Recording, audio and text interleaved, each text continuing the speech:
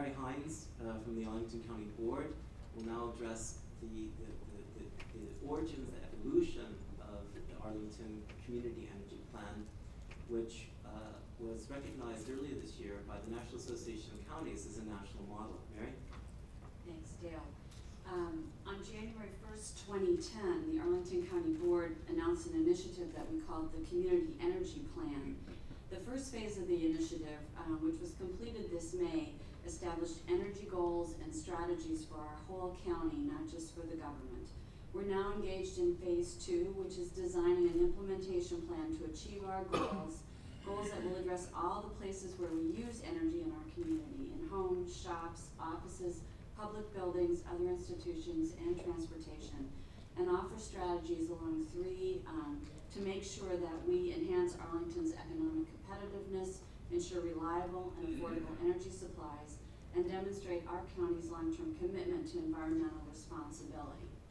Just a little bit about who we are and where we are. We are the smallest county in the United States. We're about 26 square miles, and we are among the most densely populated. We're directly across the river from Washington, D.C., and we have the distinction of having all the inner beltway bridges connecting D.C. and Virginia in our town, basically. We have about 210,000 residents right now and about 240,000 jobs, and we will continue to have more jobs than residents far into the future if our predictions hold. We educate 22,000 students.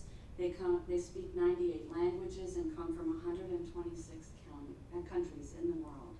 And 34% of our residents hold advanced degrees. So we're a progressive community, and we've been that way for a long time. Now, you're looking now at our one of our transit corridors. We have 2. We made a decision 40 years ago to concentrate development on 11% of our land in order to preserve our single-family neighborhoods. And we have proceeded pretty stepwise to do that over the last number of years. 1/3 of all the transit in Virginia happens in Arlington. So we are transit dependent. We are, some of the things that you talked about doing in Stuttgart, we've been doing for a long time. Apropos to our conversation today, half of our energy use happens on this 11% of the land. And traffic is at the same level as it was in 1970, even though we've more than doubled our population. So our strategies and our policies worked. We were trying to protect ourselves from becoming a parking lot heading into the district.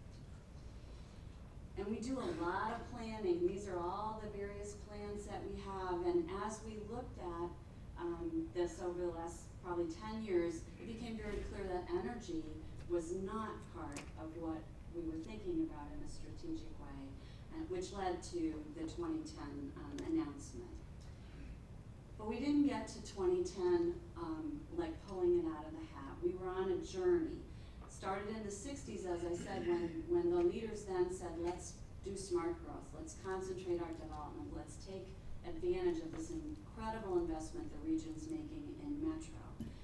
In 1999, the county board moved to make Arlington one of the first localities in the country to tie density incentives to green building projects, to new development and to redevelopment. We've updated that program twice as the industry has matured, and we continue to monitor that.